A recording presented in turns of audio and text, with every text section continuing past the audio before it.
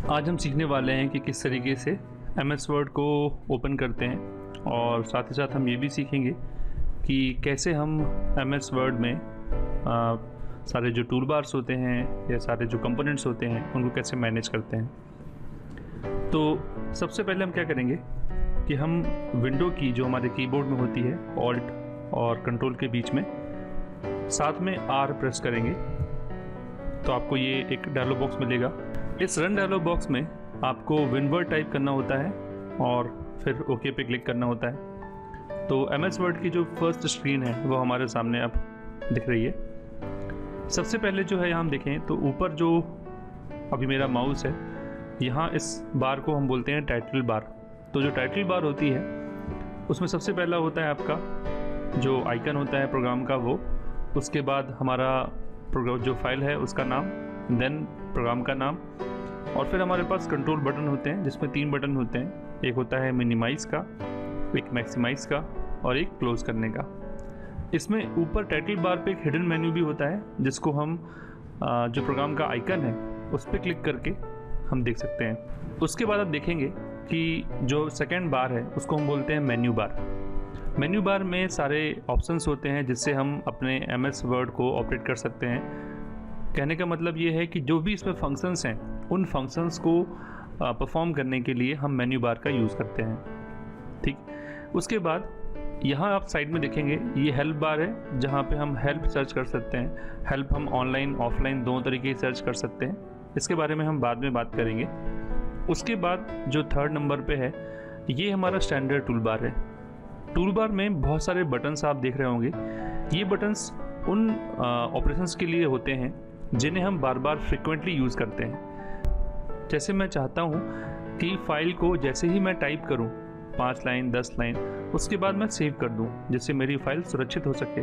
तो इसलिए मैं हर बार यहाँ पे सेव पे ना जाके फ़ाइल में जाके सेव पे करना पड़ता है, या उससे हम अच्छा है कि हम यहाँ पे टूल बार पे सेव पे क्लिक कर दें। तो टूल बार बेसिकली हम इसलिए यूज़ करते हैं कि जहाँ से हम जल्दी से किसी ऑपरेशन को परफॉर्म कर सकें। तो हमारे पास अभी जब हम फर्स्ट टाइम MS वर्ड चालू करते हैं तो फर्स्ट टाइम हमारे पास स्टैंडर्ड टूल बार और फॉर्मेटिंग टूल बार और साथ में नीचे ड्राइंग टूल बार यहाँ पे आप देख सकते हैं। ये 3 टूल बार ऑटोमेटिकली चालू हो जाते हैं। उसके बाद साइड में आप देखेंगे इस एरिया को हम बोलते हैं टास्क पेन। टास्क पेन जो एरिया होता है यहाँ पे बहुत सारे टास्क परफॉर्म किए जा सकते हैं, जैसे हम बाद में सीखेंगे कि मेल मर्ज कैसे करते हैं वो यहीं से होता है।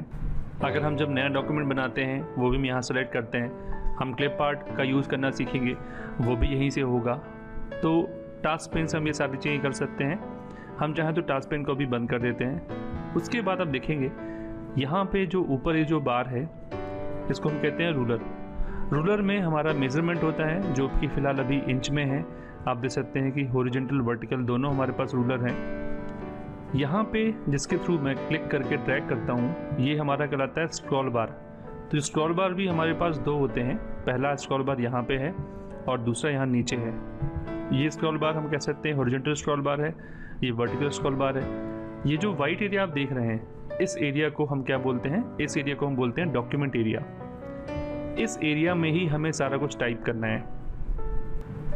तो इस तरीके से हमने देखा कि कौन कौन से कंपोनेंट्स हमारे पास यहाँ पे होते हैं। एक चीज़ और मैं यहाँ बताना चाहता हूँ कि जैसे हमारे पास ये जो टूल बार हैं इन टूल बार को हम 2 तरीके से अपने विंडो में सेट कर सकते हैं। पहला तरीका तो है कि आप इसको ड्रैग करके ऐसा कर लें, इसको हम कहते हैं फ्लोटिंग टूल बार, क्योंकि ये फ्लोट कर सकता है।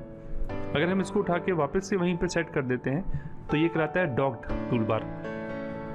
तो टूल बार को हम 2 तरीके से रख सकते हैं। ठीक है, जैसे आप मैं चाहता हूँ कि सपोज़ मेन्यू बार को भी हम ड्रैग करके कहीं फ्लोट कर सकते हैं। तो हमें पता कैसे चलेगा कि किस चीज़ को हम ड्रैग कर सकते हैं या नहीं। तो आप देखिए यहाँ पे जो स्टार्टिंग में 4 डॉट बने हुए हैं, आप इसको पकड़ के अगर माउस से ड्रैग करोगे तो ये ड्रैग हो जाएगा।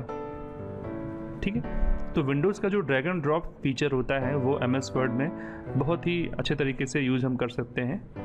इसके अगली वाली क्लास में हम देखेंगे कि किस तरीके से हम फाइल नई बनाते हैं, सेव करते हैं, पेज सेटअप कैसे करते हैं, क्या क्या बातें हमें ध्यान रखनी होती हैं जब हम पेज को प्रिंट आउट निकालते हैं,